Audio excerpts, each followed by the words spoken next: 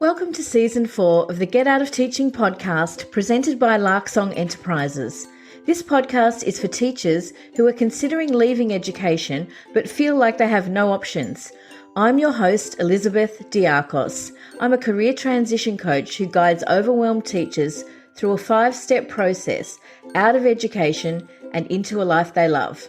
I'd like to see a world where the work of teachers is valued and respected, and that teachers have a career pathway that enables them to continue to offer value to society beyond their work in the classroom.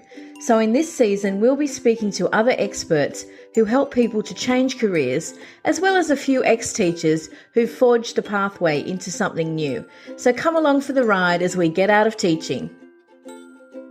Episode 18. Hi everyone and welcome to the show. On today's show, I'm very pleased to be speaking with Kohila Sivas, who is an ex-teacher turned math coach. Thanks so much for coming on the show today. Thank you so much for having me. Okay, so where are you from, Kohila? I'm currently living in Canada, Vancouver, Canada, Yep. but originally moved from Sri Lanka when I was 6 years old. So almost Canadian, full Canadian. How long do you have to be there to be full Canadian? Oh, we were, when I came, I was, my dad sponsored me. So I was right away Canadian, but, culturally and, growing up. Yeah. Yeah. Nice. Yeah. Oh, thank you for sharing that little snippet into your world. Okay, so you were a teacher for how long? So my journey started a little different. I actually didn't go into teaching right away. Right after high school, I started tutoring. That was what I started right away. Mm-hmm. And then after that, I slowly got into teaching assistant.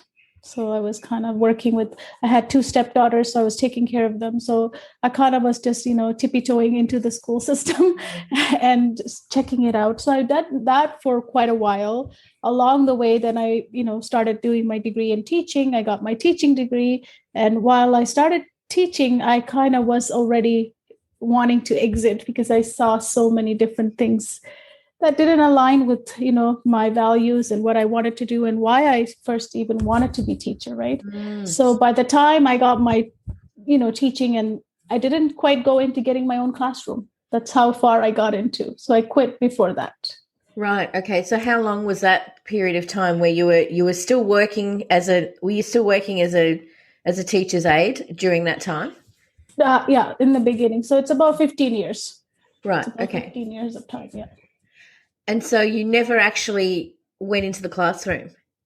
I have taught as a on-call teacher, but not had my classroom like for 1 year. Oh, I see. So I was just on there. Yeah. Like as a casual.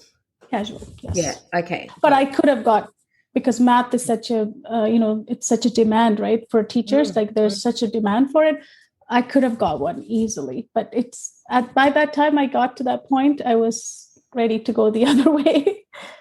Right. Wow. Yeah. So that's really interesting because I was kind of the opposite. I was an art teacher, but before I actually got my qualification, I would get the newspaper. That's how old I am. I would get the newspaper and look for art jobs, and there'd be like 5 a year. No one ever left their art job because it was so hard to get another one. And so when I finally did get one, I was so excited. Like finally, I've got this job, and so I went on the day that everyone else finished the teaching degree and went to the pub on the campus to celebrate. I went to drop off my resume at a school, and I actually got that job. So, I was super keen, and I'd been researching, and I knew how hard it was. And so when I got one, I was like, "This is great! I'm so pleased." Okay, yes. So you've explained that you felt like it was a lack of alignment with your own sort of personal philosophy. Can you tell us a little bit more about that? It's more started when I was young. I struggled with math. So math wasn't my favorite subject when I was growing up. So during that time, I struggled with it, and I had some personal life issues as a youngster as well. So, there was a turning point in my math class where I decided that I would try harder and put more energy, put more time into what I was doing rather than just giving up quickly as a young person.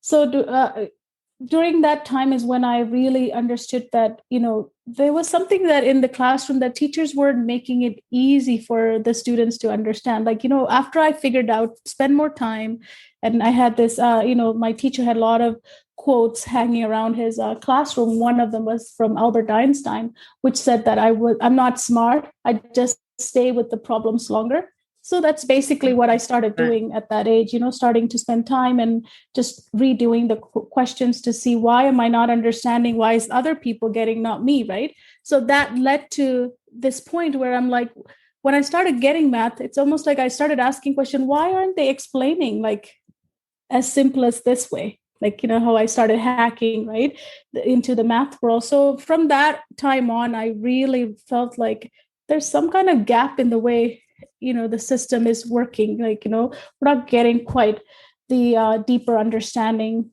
in any subject. Like, it's kind of a surface, right? And we're not paying attention to that individualized need. Like, I need it. How old were you when you came to that I was realization? around 14. I was 14 then, back then. Right. Yeah. Wow. Okay. So math really helped me. Like, I feel like math is it's almost a therapy at that time. And even now, if I'm struggling with something, I love to sit with math problems and solve. It just takes your mind away, gives you this empowerment that if I can solve this problem, I can solve any other problem in life.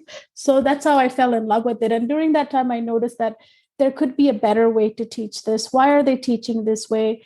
So I grew up with that in my, in my back of my mind. And when I started going into the classrooms, I can see that it still was happening as I grew up. I went back into it as a teacher assistant or teacher. It wasn't the right environment. We were force feeding the students, and they don't know why they're learning stuff, right? Like that, it just didn't make sense. And there was no passion in the students have changed obviously over the years, right? They're not, some of them are not there to study, as we all know, right? So there's a lot of things going on. That's how I knew that I needed to create an environment where it was powerful, that I could deliver individualized, programs for my students based on what they're missing and give them some meaning to what they're learning, right? So that's kind of how I knew that there was a better place. And that was, as we will go in later in my coaching, which I created later on. Yeah. Okay. So you must be like the absolute polar opposite to me. The last thing I would want to do is solve a maths problem as a way of solving another problem. I would go and doodle, draw a drawing, but not solve a maths problem. But I guess it's the same. It's something else happening in the back part of your brain that allows you to process in a different way. Yeah, for sure. Yeah, okay. Everybody has it, right? Everybody has to do something to. To help. So as you were sort of making that decision then to leave the formal world of education and set up something for yourself, what was your biggest fear in doing that? Of course, I'm leaving something that's, I had a pension, bill. I just can have a government job. I have the stability. It's a big deal, right? To say I'm going to give this up. I'm going to go on my own and I'm going to do this, right? But I saw that beyond that, I saw that I didn't want to trade my time for just a paycheck. Like, I couldn't live with that guilt over the years. More importantly for me, it was that I saw very clearly that if I was to be followed, if I was to go into that system deeper and deeper, I saw myself getting really frustrated and negative. And I couldn't see myself living that long with that negativity, right?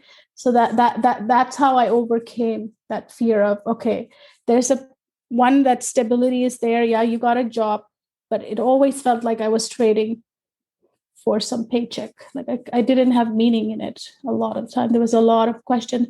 I ask a lot of whys, and that's how I kind of hacked math deeper and deeper, because if it doesn't make sense, I have to ask. So same thing in standing in a classroom, I would say, this is not working.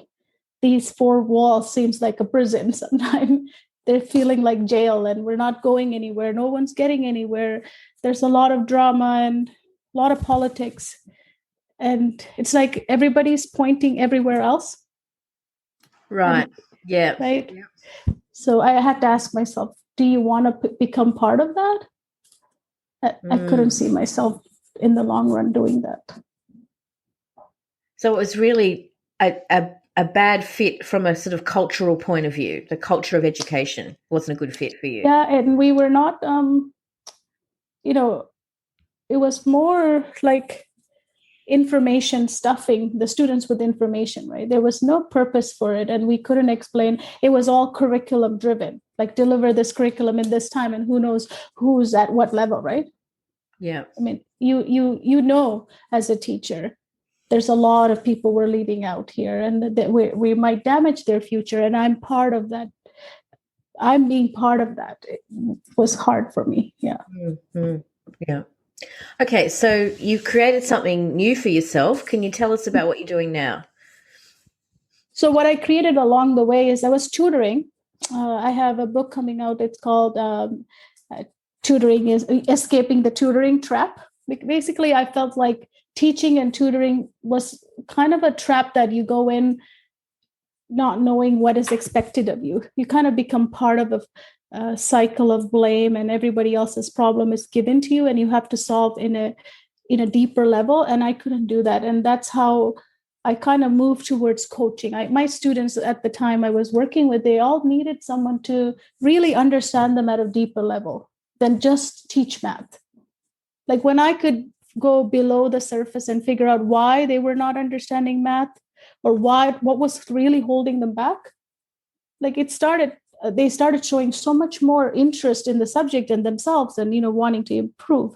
So I've created this. I've merged teaching math and coaching together to formulate the system and a methodology that was very strong. So we work like a team, just like sport coach would give them feedback and work together as a team.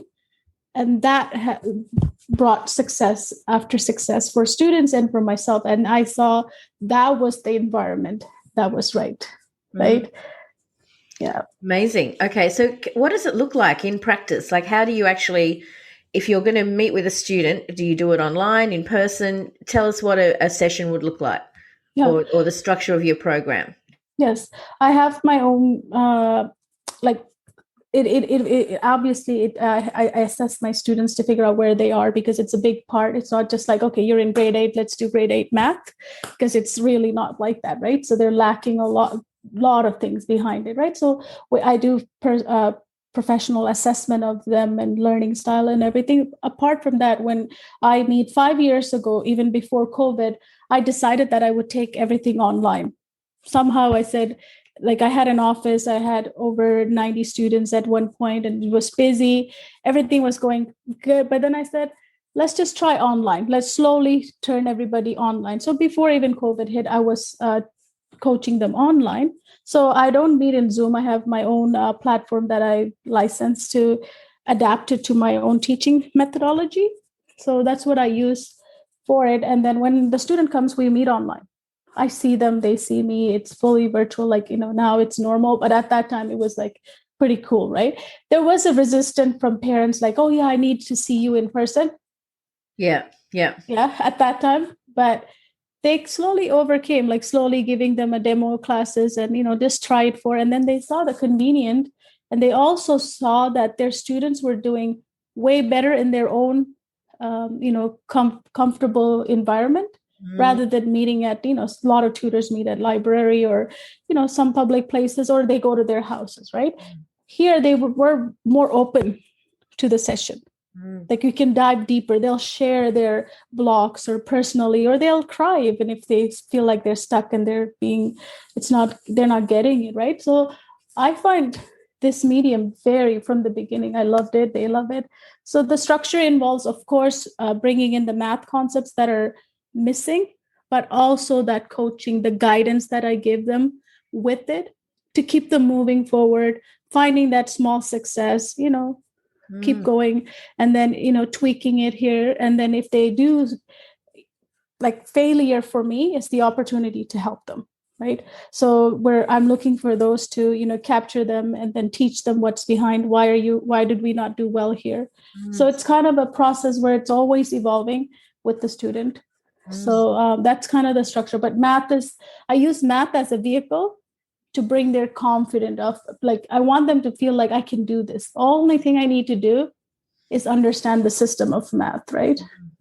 That's awesome. I'm just feeling deep regret now that I didn't meet you about 7 years ago when my youngest daughter was struggling in year 11 and 12 with maths, and she was in a class with some rowdy boys who would solve the problems in 10 seconds flat and then spend the rest of the class disrupting the class.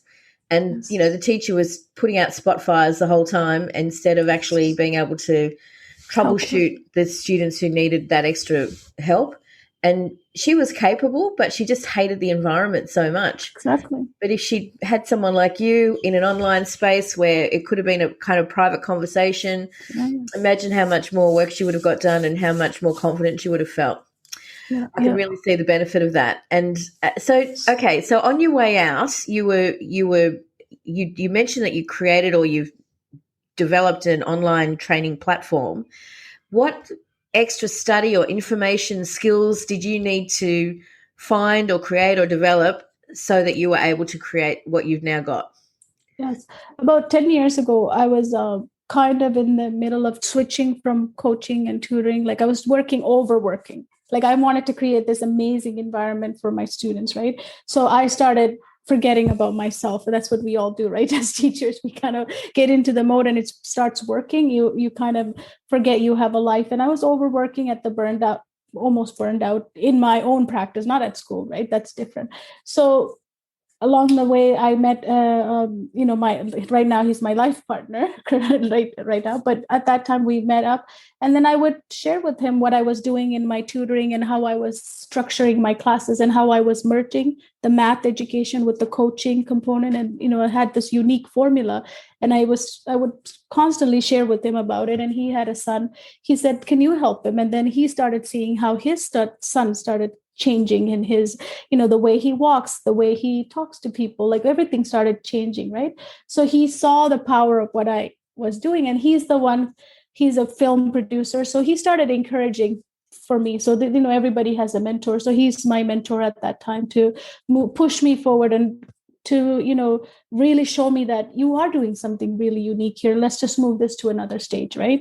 Then you'll have a balance of your life. So that's the thing with being a teacher, is we have to have the sense of balance. We forget in the midst of giving to other people, we forget, and then we only realize when there's no more to give, at that point, right?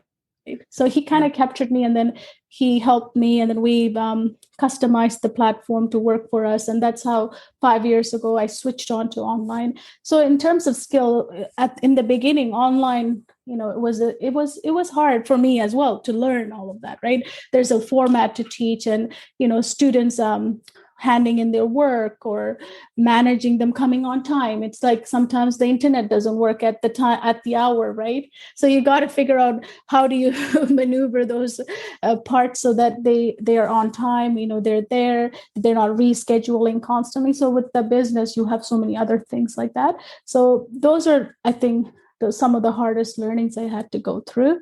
But I've constantly, as I said, I've always been asking, why is this happening, right? Why is it? How can I fix it? So I've always been tweaking it.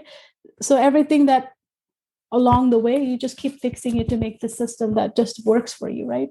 So that's where MathCodes is right now for me, is that it's working for me in every aspect. And so is that a full-time job for you now? Yes, it has. So almost.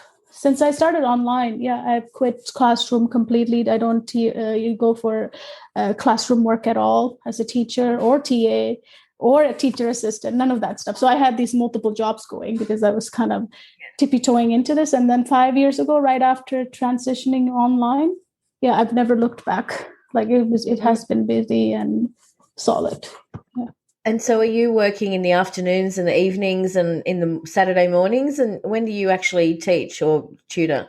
Mostly it's going to be after school, right? After 3 o'clock. But I do have some kids on the east side or I had people in England. So it become international. So it's so flexible, right? Like I can wake up early morning one day and have 2 classes, and I have my whole morning, and then I can do another one at lunchtime because it's 3 o'clock back in East side, right? Canada. And then I go for another 3 hours. So it's the flexibility is so amazing. Like it just, you can schedule as you want, as long as you have a structure and you're not constantly changing. Because if I do that, my students will change too, right? So you got to be careful with staying, strict with the schedule. Do you have group classes, or how does that work?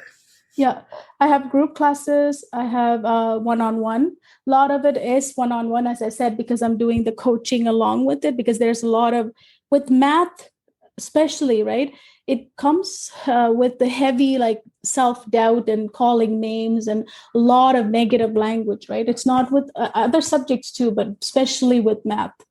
They have a unique way of putting them down, and they feel like it's their fault. Yeah. So it's that therapy that needs to come, and they need to see the power of math.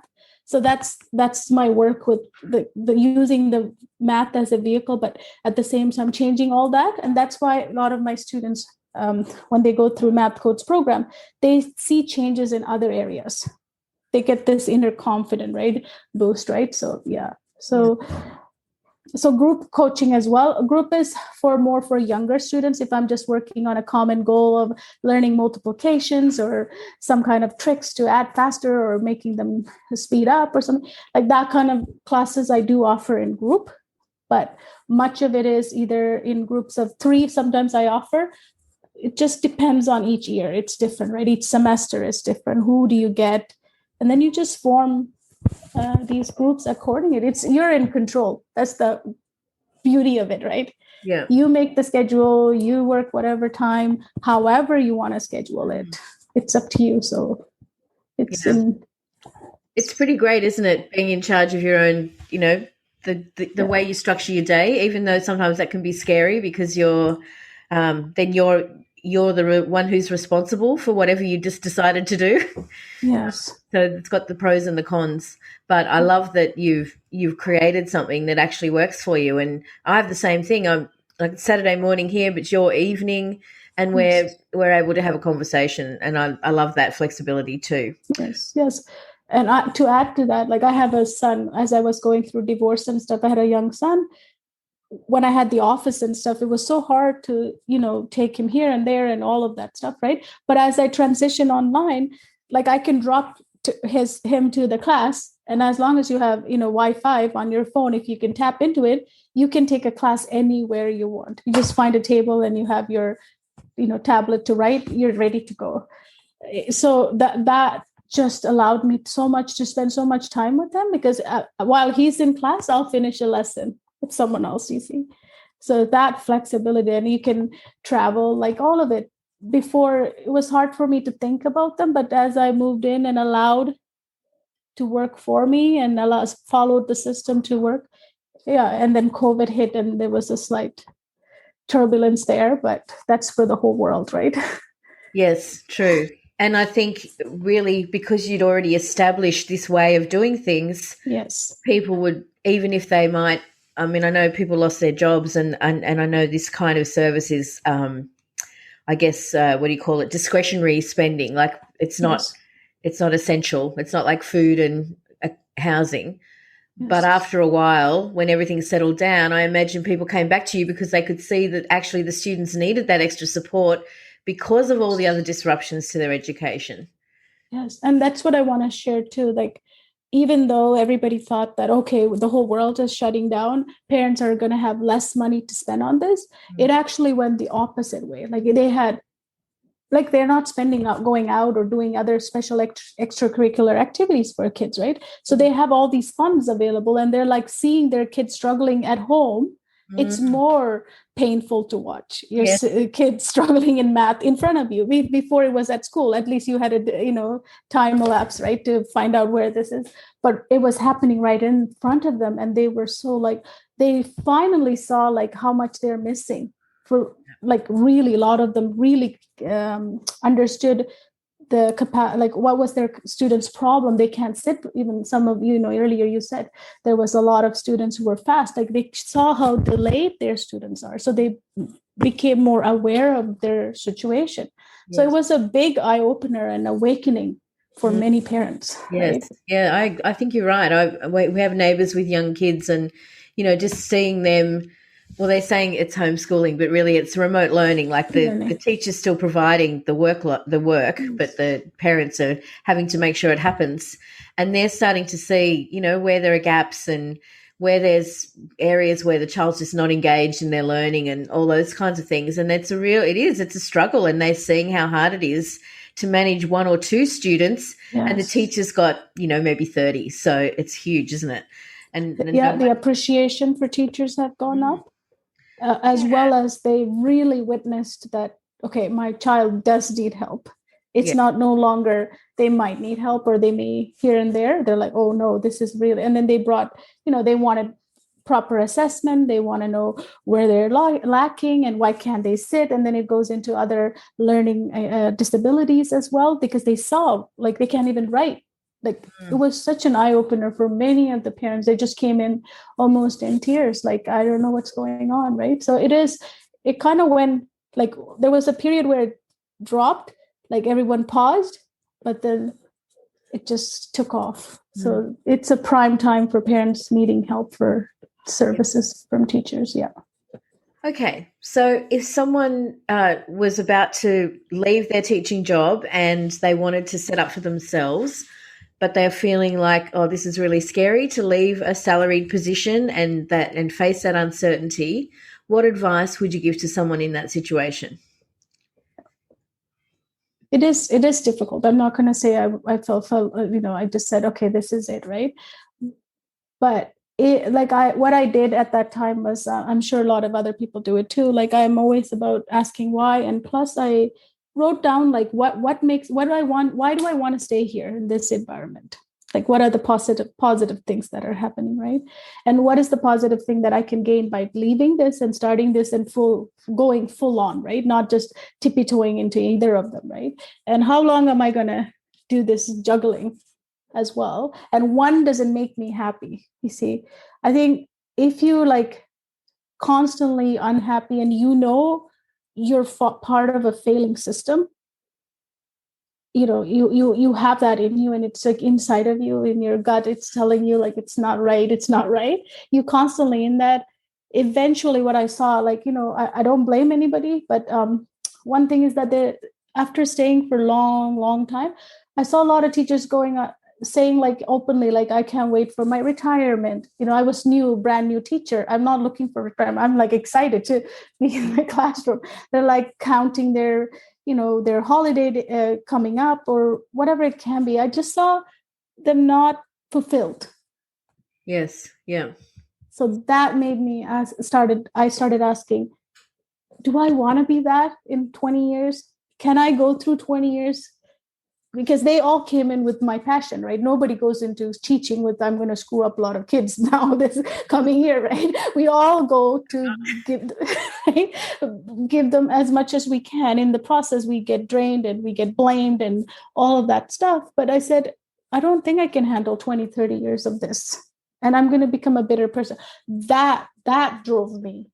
That's the confidence I got. That was like my guidance to, yeah, you can do this. You see a better path that looks clear, but it was scary.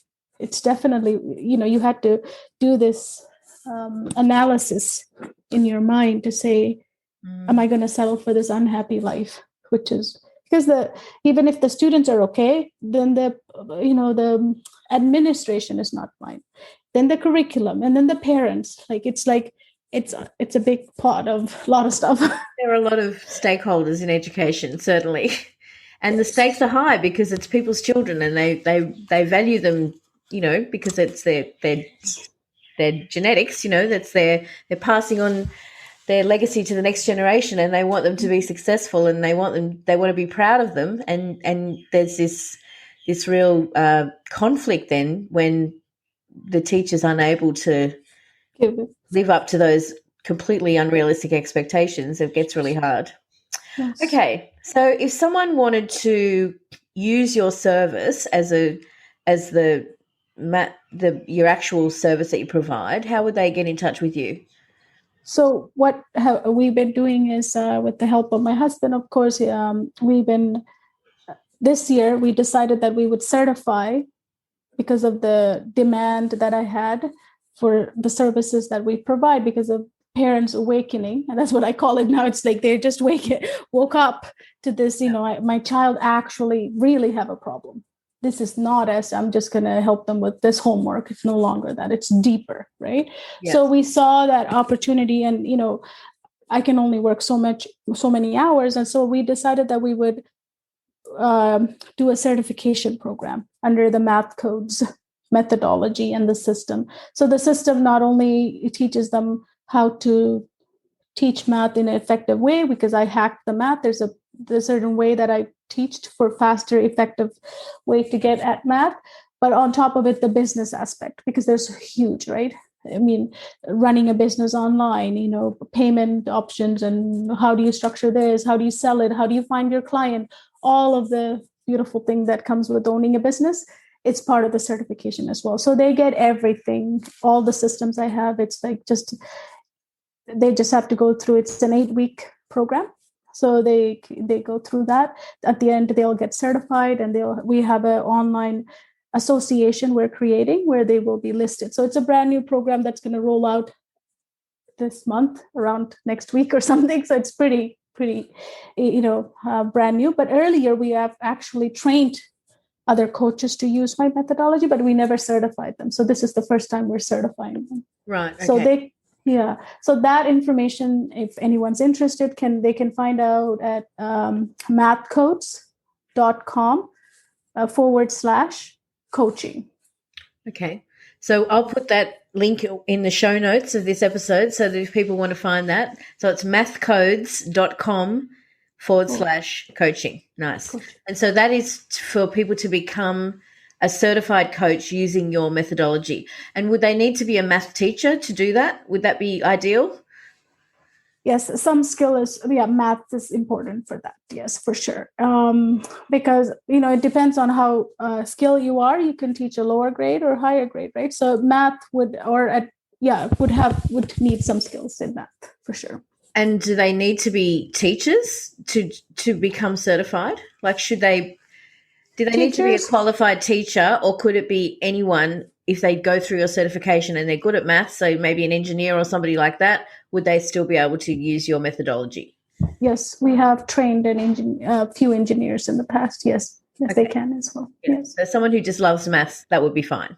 Yes. They have this, they would solve a problem when they are feeling stressed. Those people, that's who you want. I like it. No, I like kidding. it. That's great. And what if I had a student who needed some help? What's the best way to get in touch with you in that case? So for that, you can just go to MathCodes.com. Okay. Yeah, MathCodes.com, and there's a link. You can book an appointment, and then we have a free strategy session we provide for parents to see if we're the right fit. Yes. Okay. Yes.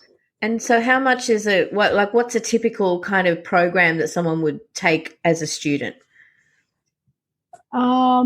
It all depends on how far they are behind. So it's very unique to each of the child, if there's any learning disability involved. So it's very assessed. It's not like one thing that I didn't want to create is this one fit everyone, as school system, right? I want it to be as customized to that person, that student. So one of the things we do is we start off with a very intensive assessment. At the end of it is when I really tell them, how many times do I need to meet you? And what is their goal, right? I mean, are you trying to pass a test, or are you trying to pass it, or are you trying to bring out confidence? So always it's based on what the parents and the student is looking for as well. And then how long would that take, right? If they're so much behind, like sometimes I get students who are like in grade 5 and they're in grade 12 math, like that's how much gap it has been done, right? Yeah. So it's like, and how fast do you need to bring them up to grade 12 level, right? So it's very customized. To answer your question, it's 100% we have to look at the child before I can promise anything. So if I was, say, I was a normal child, but I'd had some gaps, and I was in, say, year 10, but I was operating at a grade 6 level, how long would you need to meet with me? If I didn't have any learning disabilities or anything, I just maybe changed schools or had a bad year or got sick or something, and I missed some schooling. Yes. So for that, as I said, I would do my assessment. In that assessment, it really would highlight, is it really grade 6, or is it the fear of math, really, right? Sometimes they know the stuff because they've been telling themselves, I can't do it, I can't do it, I can't do it. It's like this block, right? But it could be just that. If it's that, it's just removing that block through coaching process that I have, and then bringing them up to speed and just fitting. One of the things that's really important is to bring them up to the current level, right? It's not like I'm going to take you back and let's work on grade 6 while your grade 10 is failing. That's not good because you're not giving them any confidence. So it's this merge of this bridging from grade 6 to grade 10 would be the program. And what I in the methodology and the system is that how do I teach that math concept in a way that you're filling in the missing gap as well as teaching the grade 10 content. Nice. So that's kind of, so to answer your question, sometimes I meet some students if they're severely and there's a test coming or they got to pass this grade 10 for some reason. It's like 2 times, 3 times. And what I do after that is we do 3 months of intense work to see. And after that, I do another assessment, and then you reassess them, then put them into another program. It's constant updating, right? It's not just, we're going to do this for the next 2 years kind of. Okay. So you're actually taking them to a particular level and then checking that's where they're at, and then bringing them into a new program so that they can keep extending themselves. And the most important thing is, that's why it's a totally different than tutoring, is because I want them to see that they can do it. I want them to feel that I'm not able to do this because I haven't got the right instruction in the right environment. Right? So so when I'm able to provide that in the coaching, they become independent students. They take responsibility. So that's also being built into the program as we follow along. It's not like I'm going to leave all my homework until I meet Kohila to do it. It's not like that. Yes. They're proactive in the process. Very important, that independence. Yeah, I agree. Yeah. That's how I started out, not with maths, but just coaching year 11 and 12 students. That's how I began my coaching practice. And I was doing, to help them just, actually do your homework or show up to class, or, the things that they were just, I had a few sleepy students who would not come on the call or would not, would not want to meet with me. And I actually stopped doing it because I was frustrated by having to convince 2 people, the student and the parents, that they needed my service. But it sounds like actually COVID's really helped you with that, because it's become really clear to the parents how much they need that support. And so then you don't have to get them over the line. You've just got to get the student over the line. And I guess once they start having that success, they feel better about themselves. And so then they get that little endorphin hit, and that keeps them going and keeps them motivated. Yeah. And from the get, starting when we meet as coaches, from the start, I'm here to guide you, but I'm not going to lift you or carry you.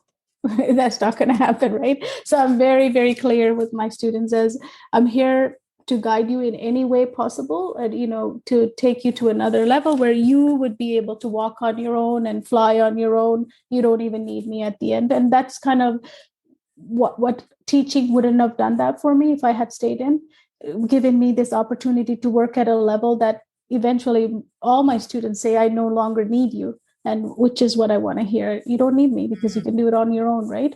Yeah. So that's what I work for. It's way bigger and powerful than paycheck and everything else that comes with it. So they always find this inner confidence. A lot of them say, I found this confidence that I didn't even know I was missing somehow with working with you and working with this math and the way you teach it. It's in the methodology, right? It's the way you put it in. It gives me that. And now I can do anything if I choose to. That's a wonderful gift. Yeah. Okay, so that sounds to me like the legacy that you want to leave in the world. Would that be right? Yes, definitely. But I also, do because of COVID, I also see that for teachers, right? I see a lot of teachers, sort of mistreated during this time. Even obviously before that, there's a lot of problems involved in the school dynamic, but even because of COVID, it has become surfaced in a bigger way, right?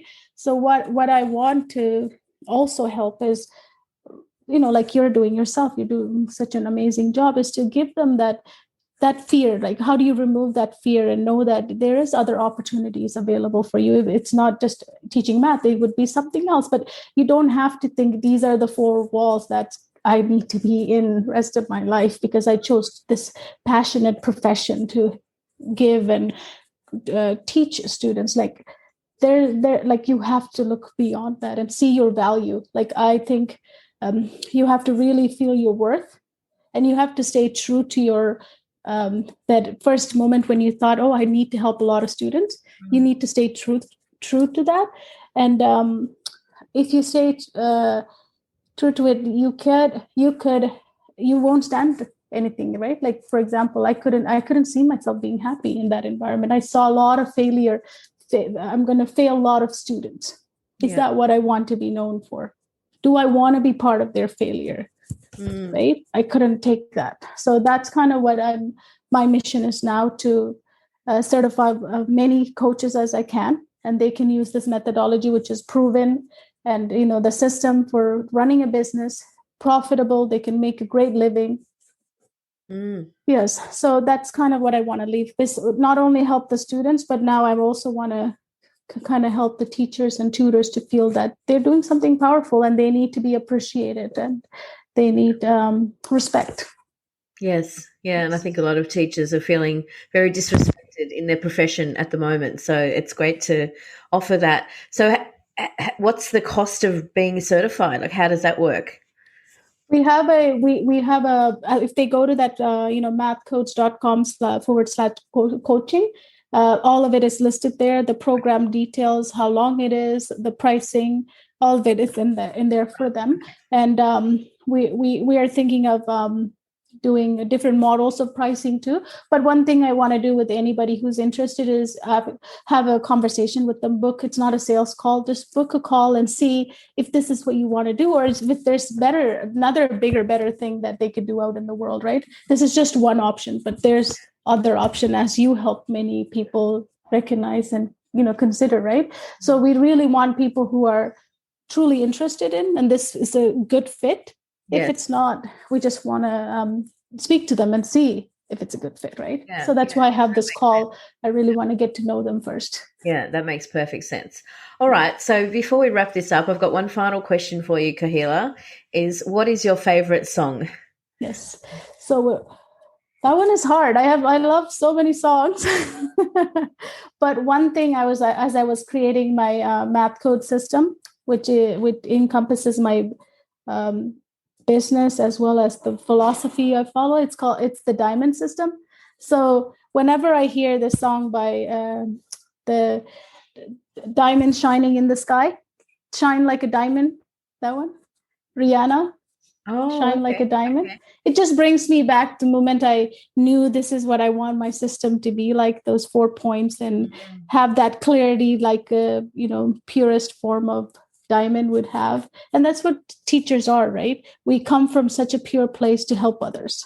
In the process, I think we get hurt or we get burned out and misrepresented sometimes, in systems, right? But it's not us. Like, we shouldn't blame us. It's not your fault, right? But you can do something about it. That's something else that I also value as well. So that's one of my favorite songs, just because it has shine like the diamond in it. Yeah. Oh, Kohila Sivas, thank you so much for coming on the Get Out of Teaching podcast today. It was great talking with you. I loved the way you shared your insights and your passion for student learning and just encouraging them to be their best self, and the confidence that brings. It's been really wonderful having this conversation. Thank you. It's 30 degrees in Canada right now, in Vancouver. So if you see me sweating. That's why it's so hot. It's like almost furnace. I'm inside a furnace. Thank you. Thank you for having me. And the work you do is amazing as well, because I think a lot of teachers need to hear people like you encouraging them, right? It's very important. Thank you. You've been listening to the Get Out of Teaching podcast, presented by Larksong Enterprises, with your host, Elizabeth Diakos. Do you know someone else who could benefit from hearing more stories of hope and transition from teachers all around the world?